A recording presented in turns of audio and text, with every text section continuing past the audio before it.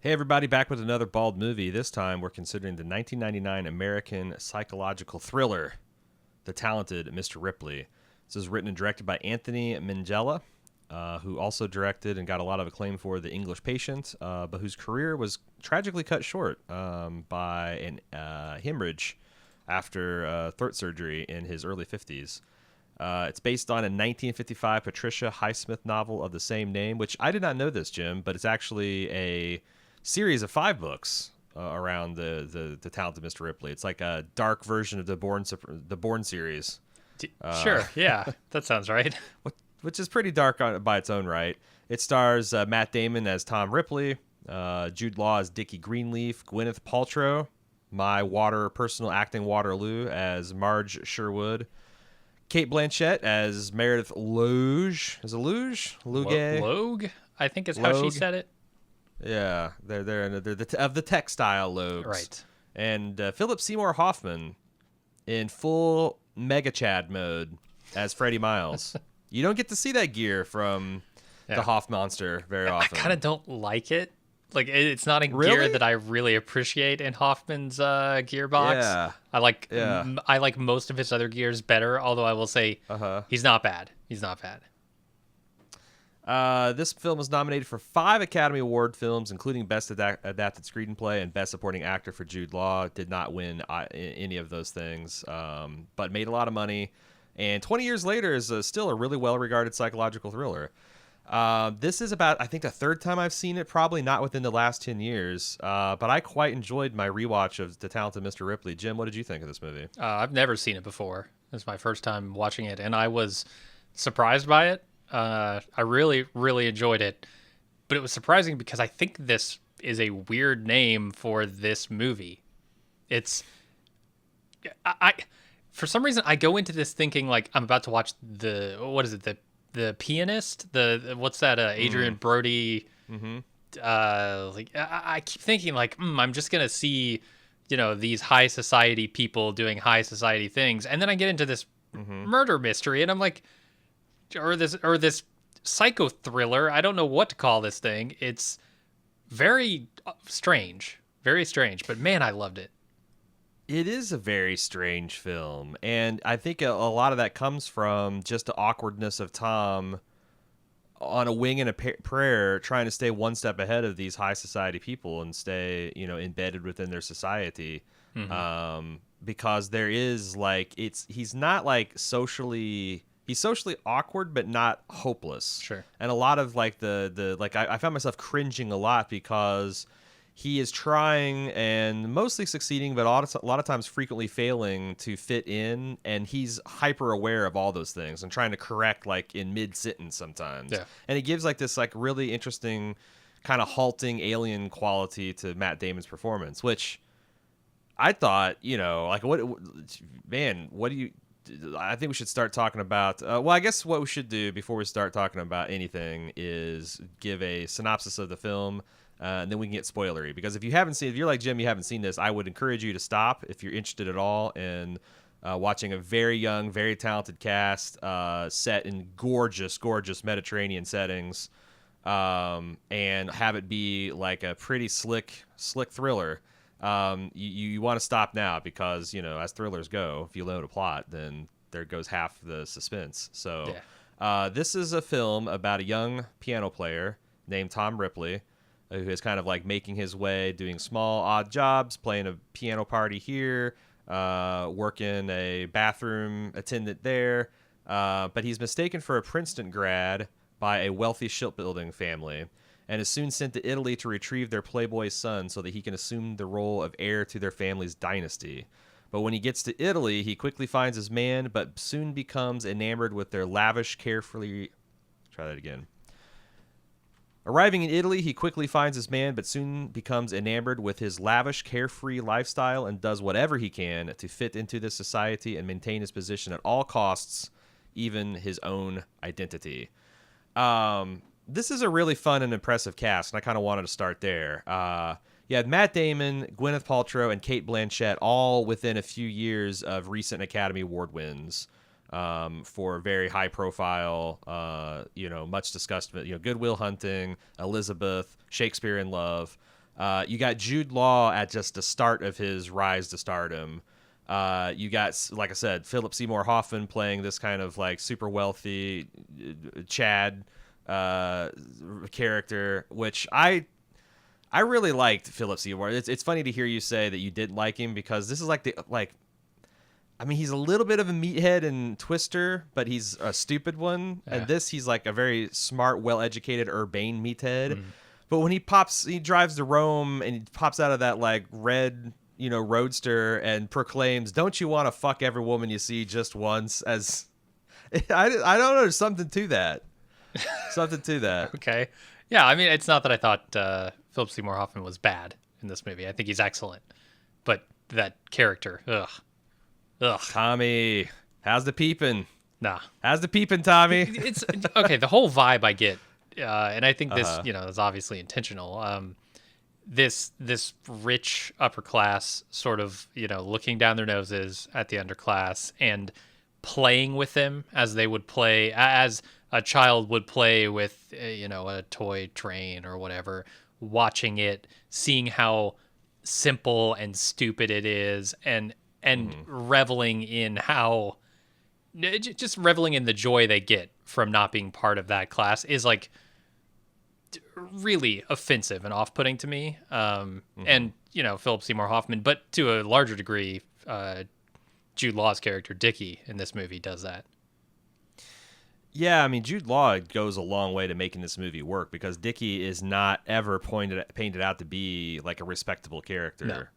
Who has much in the way of compassion or nicety. There's like one scene where Gwyneth Paltrow tries to say like, "Oh, I wish people could see the tender Dickie that I see at the side of the pillow," blah, blah, blah. But yeah, he's very careless with the way he uses people. But he's also megawatt charming. And that's the thing. I think it's an attractive a testament to the integrity of the Academy that they didn't just hand Jude Law the award. Because, God damn it, yeah. Is it fair in life for someone to be this charismatic and good looking and just magnetic? Yeah. It's fucking wrong. It shouldn't happen. I read this long think piece on The Ringer where they're talking about there's a particular type of like this basic unfairness when someone like this walks up and the sun only improves their complexion. They come out of salt water and their hair is just so right. And wavy and blonde highlight kissed by the sun. Like in him and Gwyneth Paltrow, kind of, even though she's got a lot fair complexion, they both have this kind of like, oh, I am a platinum blonde with pale skin, but now I look like I'm a sun-kissed orange, and it is, yeah, it's super, and also he's instantly believable as anyone's love interest, man, sure. Woman, there between. Like if Jude Law comes up to you and at a bar and wiggles his eyebrows, you're at least intrigued, sure. Yeah. Right? I mean, you take the drink he's offering, definitely. Yeah. I'm not saying he's able to seal the deal. No one's that good looking, sure. But like you kind of like you give it a moment's thought. Mm-hmm. And I think he's just really good at being this like lazy, carefree American living in post-war Italy, and kind of like. That's the other kind of like interesting thing about him is that he's like a man with no country, but he like claims the best parts of everything for himself.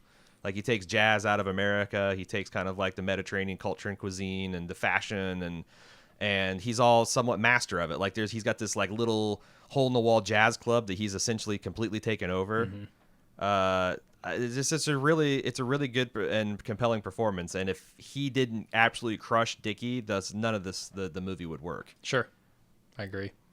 How'd you feel about Matt Damon's performance in this?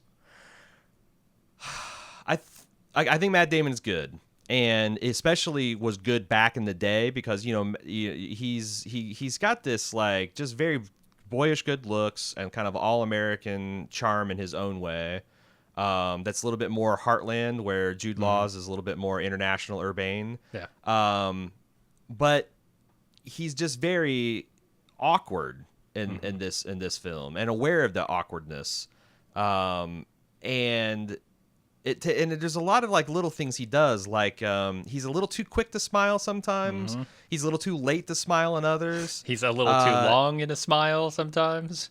it dwells a little bit, like Yeah. his gaze lingers too long in inappropriate locations. Also, like it takes him a little bit longer to respond sometimes because you can kind of see him, especially in the tail end of this film, like rapidly trying to process the angles. Yeah. Like, oh God, who? And sometimes it's like the decision, like, well, who can I kill? Who can I get away with killing? You Yeah. know, this woman is a textile heiress. Probably not. Ah, God, the gay lover that I actually love.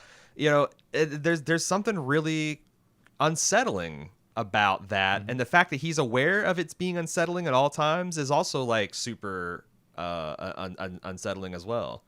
Yeah. My one critique, I think the talented Miss Ripley is supposed to be like this master of impression and like has this ability to like use accent and voice work and all that kind of stuff. Matt Damon is not great.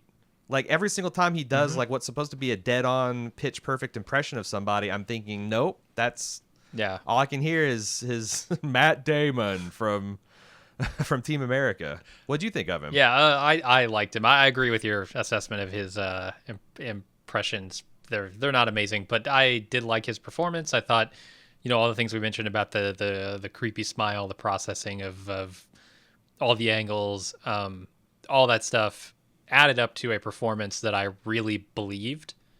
And really, that's all you're going for as an actor, right? Like he's not supposed to be a super charming character. He's supposed to be that guy who's a little off-putting, but manages to cover it up well enough that he gets by in any situation. And I think Matt Damon apparently prepped for this role in surprising ways. I guess he lost like 30 pounds. Yeah, and Jude Law unbelievably gained about the same amount of weight. Yeah, it's crazy to me because I guess I didn't see that as necessary. But maybe subconsciously it was adding something to the off-putting nature of his character. I don't know. Yeah, I also guess in the early scenes he wore full body makeup to make him look like unnaturally pale and pallid too. Because Really? you see Matt Damon. He seems like he tans pretty well, just as well as Jude Law, but he's supposed to look like that pasty white. That hasn't had a lot of time to lay at the beach, and they did a lot of that stuff, like the physicality. Yeah, Matt it seemed like really hot for this role. Leonardo DiCaprio was the one that they wanted to get for it, and he passed on it, so Matt Damon said yes. Sure. And there you go. I was surprised because like long-term fans of Bald Move will know that I kind of have a personal antagonist relationship with one Gwyneth Paltrow. She is the acting equivalent of nails on a chalkboard for me.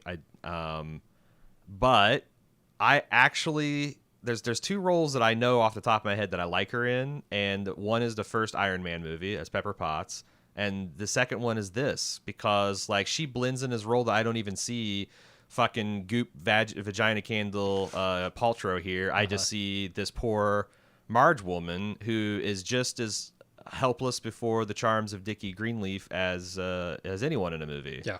And she sympathizes with the way Tom is kind of cast aside in the part of the movie. And she's one of the only ones that sees through to Tom's truly rotten core, maybe because she gave him so much. She took him seriously as a person. And she does a lot of like really interesting work as being like very frightened in that one scene where he's trying to menace her with the razor. And then, being this tragic, vindictive character who's ultimately right, but treated as this like hysterical woman. I really liked Gwyneth Paltrow in this movie. What the fuck? I was not as impressed with Gwyneth Paltrow in this movie. I was more impressed with Cate Blanchett, actually. Well, it's certainly a more nuanced performance from Cate Blanchett, I think. But they're in those moments that you're talking about where she's being menaced. I was seeing the performance a little too much, not feeling like this was enough of a character. And maybe it's the movie's fault. Maybe it's they don't make her into as much of a character as many of the other characters in this film. But I found myself like really looking more toward Cate Blanchett as like the dominant lead female in this movie. Wild, because she is she's almost always treated as a complication. Like anytime that Tom's doing or Tom as Dickie's doing pretty well, here comes Cate Blanchett to be like, Yeah. Dickie, and it's instantly everything that's already a complicated situation is now 3 times more complicated because she's yet another ball to juggle. But I think mean, it was just the I love Kate performance. Blanchett. Yeah, it was just a performance that I liked better.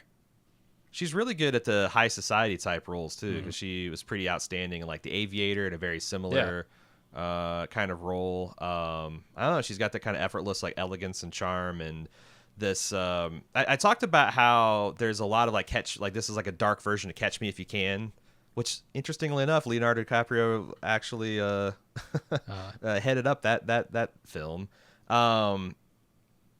Where, I mean, like, what's the difference between Catch Me If You Can and Tom Ripley? The fact that the guy who was it Frank Mangella or whatever, he stopped short of killing people, because it seems like they were motivated Abigail, by Abigail. Yeah, it seems like they were like motivated by entirely the same forces. It's just Frank had some kind of core of goodness inside him, where Tom was just empty and hollow inside. Yeah. Core of goodness. Man, there's a whole spectrum there. Goodness is. I don't know that that's a thing I would necessarily label Frank Abagnale with, but badness is certainly a thing I would label Mr. Ripley with. So maybe like, Abagnale is not nearly as bad of a person as Ripley. And so he walks that more scoundrel line. He walks did. that very thin scoundrel line, whereas Tom just at the I don't know how you break down this acts. I guess I feel like that when Philip Seymour Hoffman's Freddy shows up, that's the end of Act 1, which is essentially the rise of Tom, and then his murder of Dickie ends kind of like the second act. Which was kind of surprising to me, because I was watching this movie and I saw the boat scene and I'm like, okay, he's dead. He's going to, subsume his life into his own, and the movie will end here and we'll be left to either wonder, does he get caught or does he succeed in whatever integration he's trying to do here. And then there's another hour of the movie. Like, I guess I wasn't expecting, I thought that was the third act. Yeah, it's a heist film, and what he's doing is stealing another man's life, or at least attempting to. And it just keeps unfolding. Like, that's the thing about this movie. Every time I think, okay, either the jig is up and he's caught, or the movie is coming to its conclusion, there's another chapter unfolding. And this movie is really brilliant in that it keeps you just one step behind it the entire time, and you're always so caught up in the moment in how he's going to get out of this situation that you don't see the things he's doing to set up the next deception. And I think that's maybe the biggest strength of this entire film as a thriller. Yeah, and sometimes he doesn't even see, right? Like, he's an opportunist for sure. Improvise. Yeah, and like sometimes like he's always reaching for a higher branch, and sometimes he doesn't have his arm quite, or something because he's always trying to maximize his success, but also minimize his danger. And sometimes those like goals come into conflict. Yeah, where like at the end of the film, I don't know if we're ready to talk about this or not, but like he was ready to get away with literal murder, and how the last 45 minutes where he's like dodging the cops. He's dodging private investigators. He's dodging Dickie's friends and acquaintances, and trying to have this elaborate, like, fantasy of him and Dickie still being best friends. And oh, you just missed him. I mean, it's like some ridiculous Adam West Batman shit. Like on some of these scenes, like that engineered meeting between Meredith and Marge at the cafe, where he's watching over it and like split-second timing. It literally did feel like, Adam West sending his old ass butler as Batman and convincing Commissioner Gordon that, oh no, we can't possibly be the same person. Right. It's ridiculous, but it's also deadly serious, because whenever he runs, like he always tries to isolate us, so there's only like 1 or 2 people that stand in his way of success, and he murders them. But the end, he's gotten away with it. He's gotten Dickie framed for his own murder and the murder of the other guy he committed. He's inherited this guy's inheritance and fortune, and now he can live free and clear as Tom Ripley for the rest of his life. and you're thinking, I don't know. I'm like, well, am I happy for this guy? What's going on? He's got this sweet boyfriend, and then fucking Kate Blanchett shows up with a Dickie, and he's on a boat in the middle of the ocean going to America, and there's only. You can see him try to different possibilities, like go back to his lover and be like, let's just stay in our stateroom and fuck all voyage long, and that's not going to work. And then he finds out this guy saw him kiss Meredith, and Yep. it spirals out of control again. That last scene where has his boyfriend talk about like what a good person he is as he eventually starts choking him to death is as chilling a thing I've ever seen. That is an astounding ending to this film.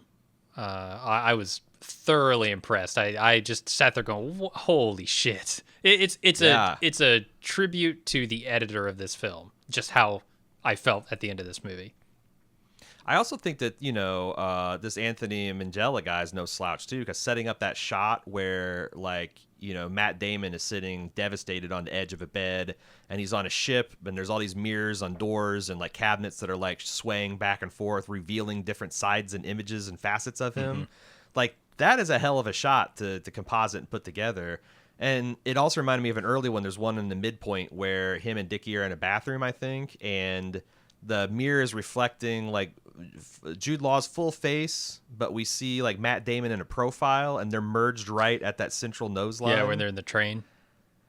Oh, that's what it was, in a train. And I'm just like, man, what a shot, because you can see like the wheels spinning in Tom's head about like, I could actually take this guy's identity. And yet this composite image is this weird kind of Picasso, cubist painting of a thing. I was like, man, outside of just this outstanding natural beauty that they're able to capture from going up and down the coastline of Italy, some of those shots I thought were really nice grace points for this film. Yeah, absolutely.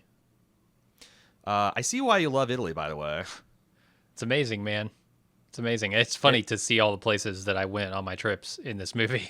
Because you spent a lot of time in Venice over the last 2 years. In Italy, yeah. I've been to Rome and Venice, which are featured pretty prominently in this movie. Like St. Mark's, Piazza San Marco is like pretty prominently featured.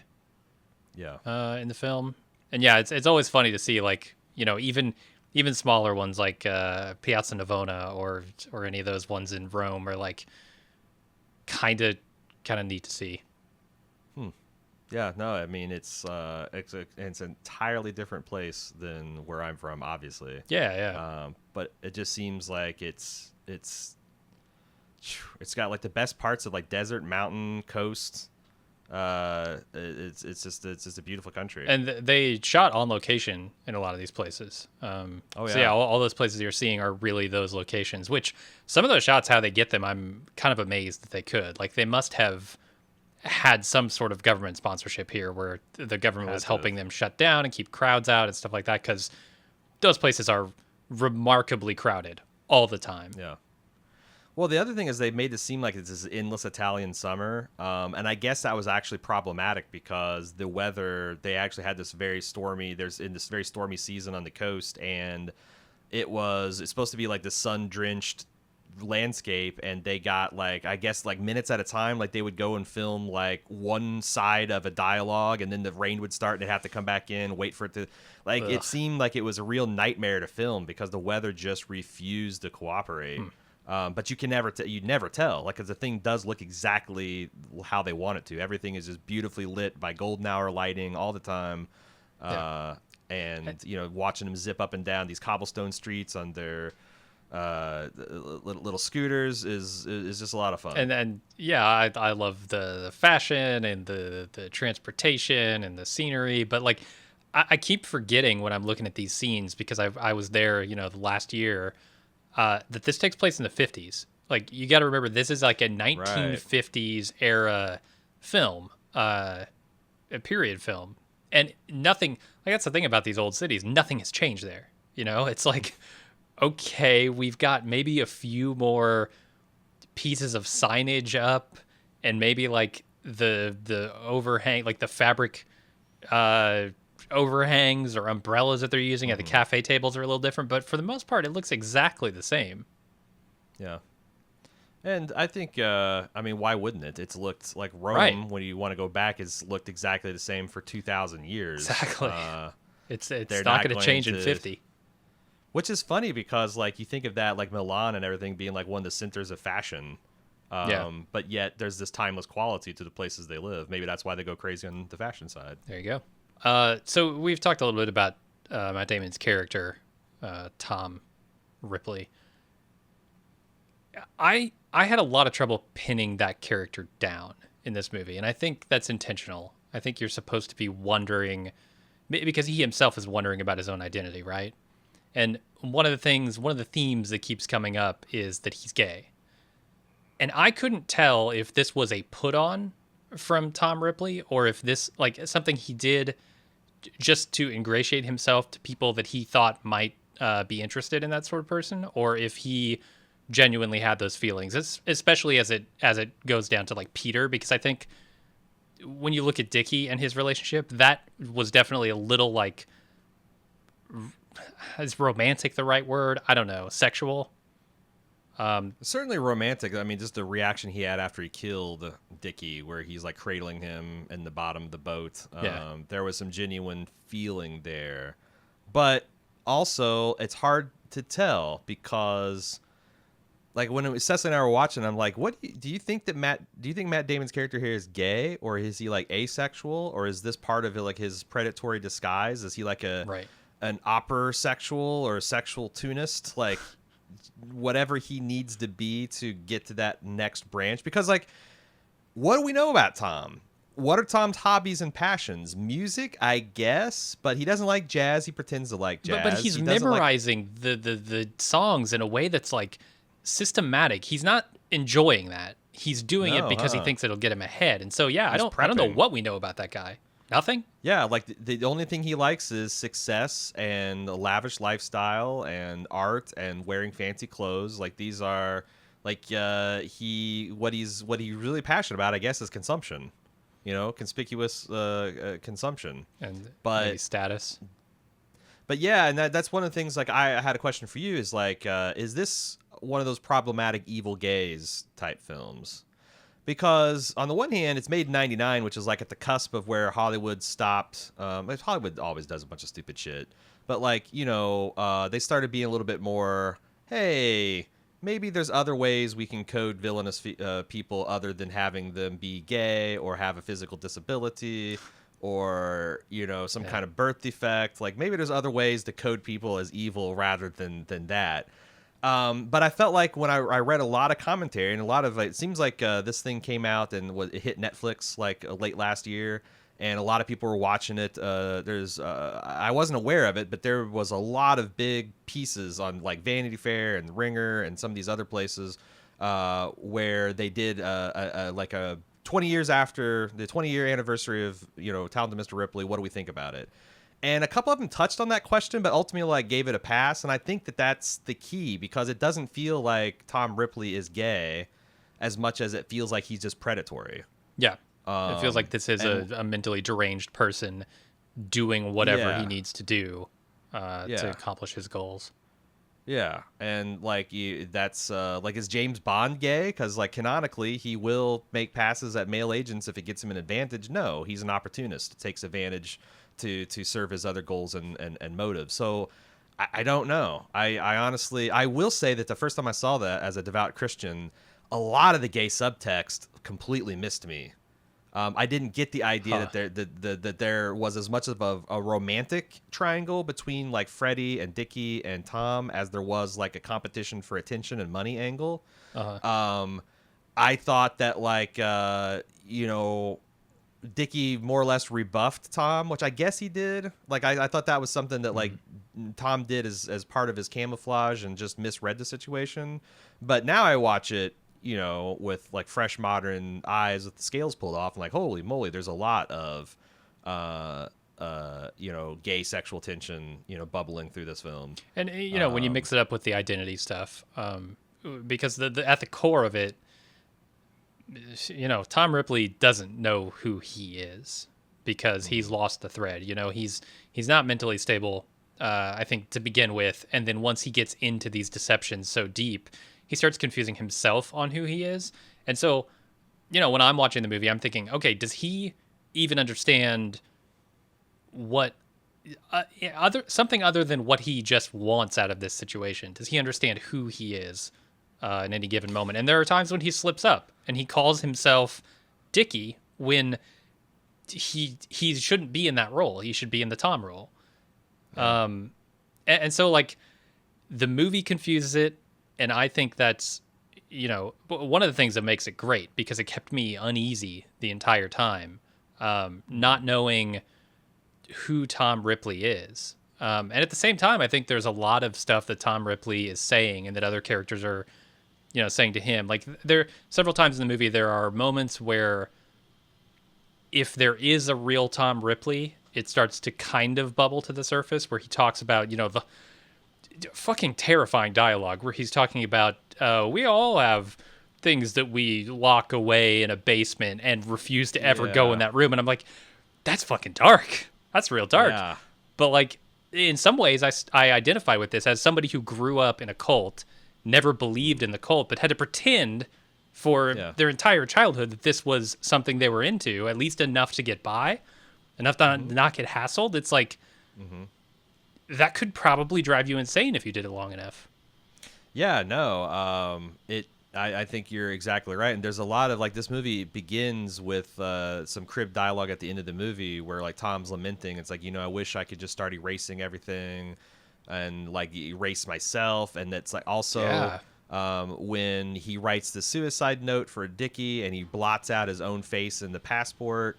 Well, I guess Dickie's face in the passport, but like you get the idea when he's reading this suicide note that it's essentially Tom talking about himself. Yeah. And then when Dickie's dad shows him the passport where he's like completely erased himself and said, like, who does this? And you realize it's Tom. Yeah. Like, Tom has erased himself to the point that, like, what is there of his original personality left? He's so compartmentalized, so locked down. Like, I wonder if you asked Tom how many people he murdered in this film, if he would even be able to give an accurate count.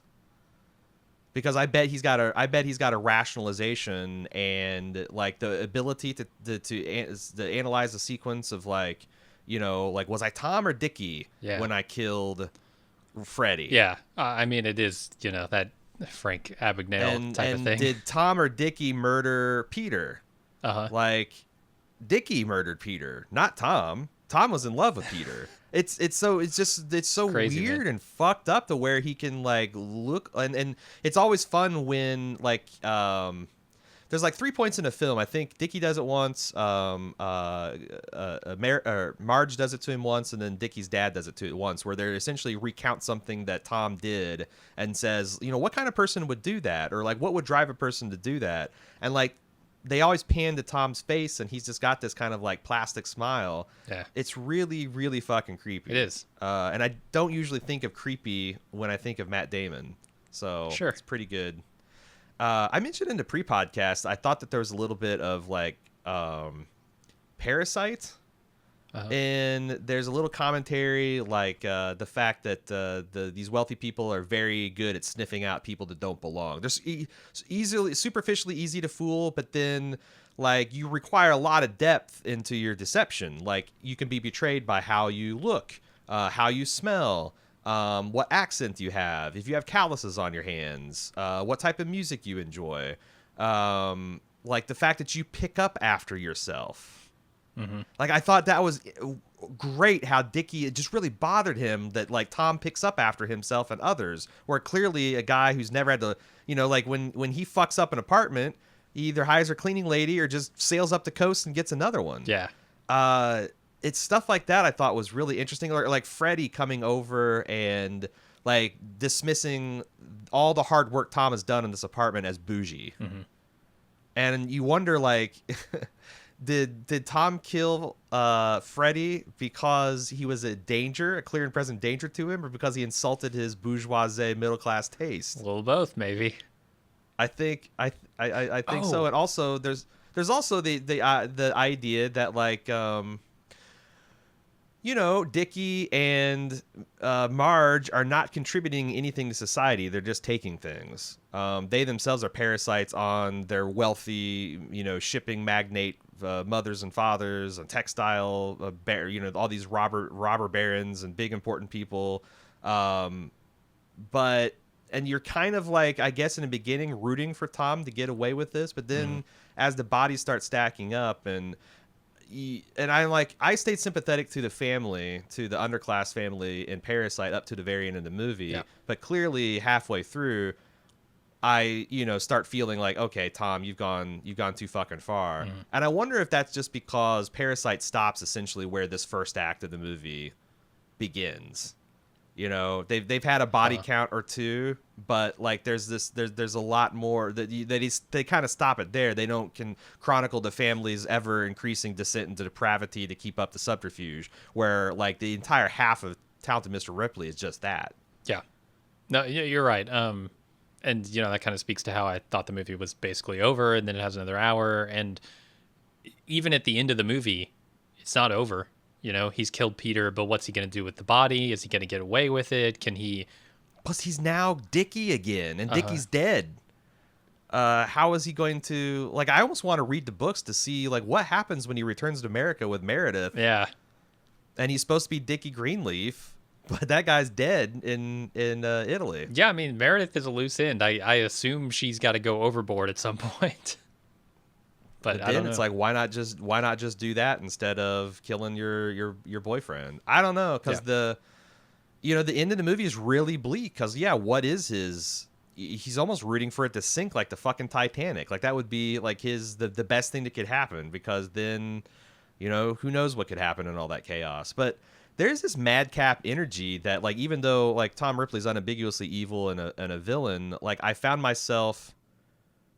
I don't know if rooting for it is the right way, but just kind of like breathlessly, like how, like I guess kind of like late stage Walter White, like you're a bastard, but damn, I'm kind of invested in seeing how you get out of this one. Oh yeah.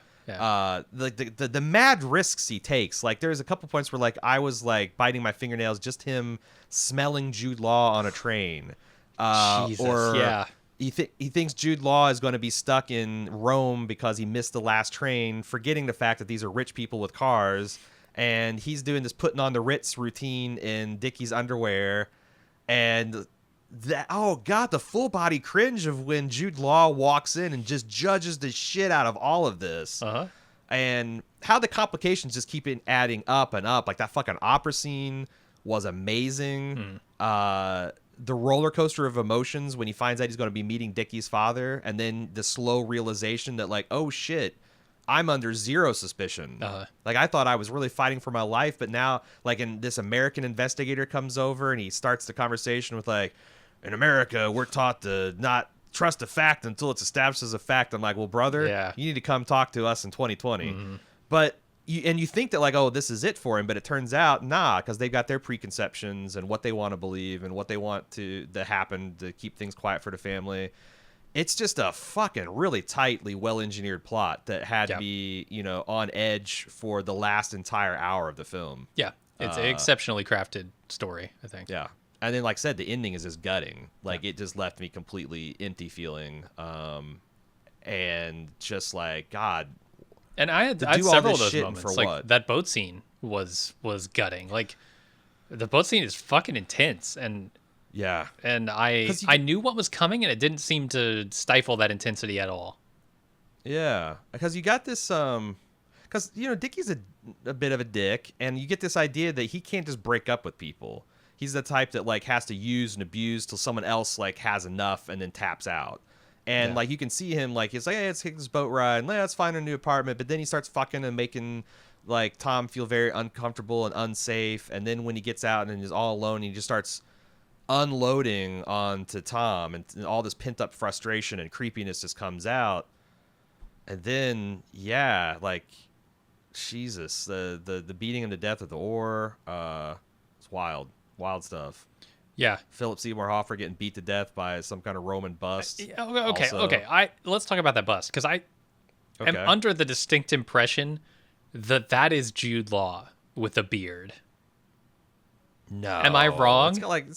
I mean, I don't know. I just assumed it was like Homer or some shit like that. Like, like what Well, they a bourgeois, what some kind of lower middle class person would think it's like Yeah. Donald Trump. Essentially, it's Donald Trump design, like Right. a poor man's idea of how a rich person would decorate their Italian. Yeah, it's flag. gaudy. It's obscene. Neoclassical, but from all different periods and taste and design. Yeah, vulgar. Vulgar.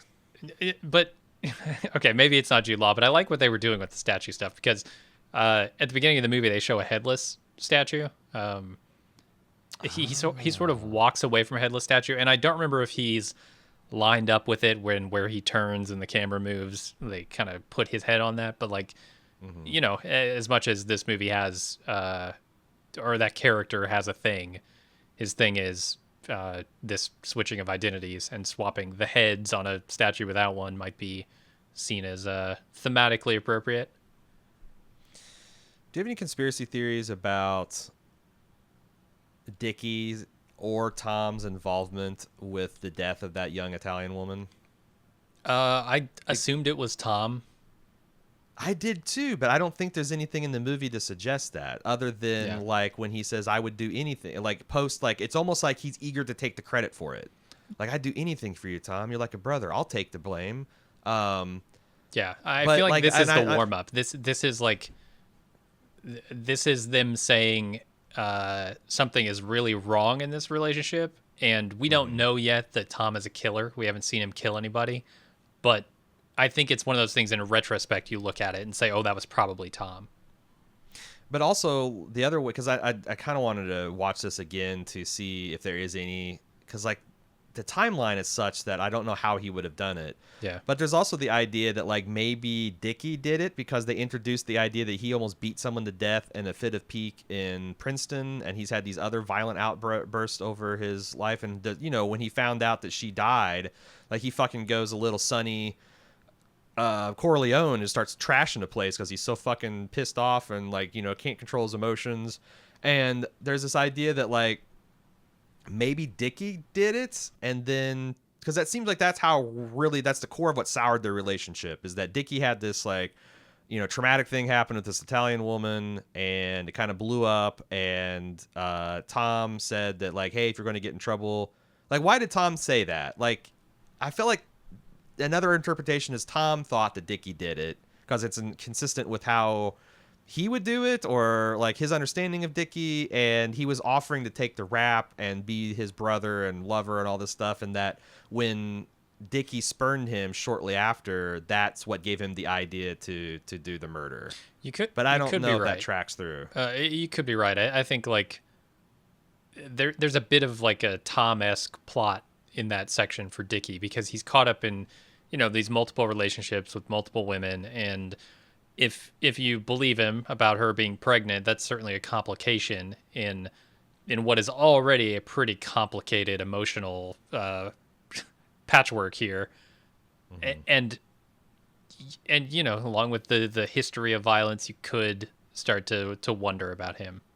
I don't know, it seems like it would reward multiple watches. There's also, I guess, there's a previous version of this that was filmed earlier, because this book series is kind of successful, and I kind of want to go back and see that, because I guess a lot of people say that that's the canonical Tom Ripley.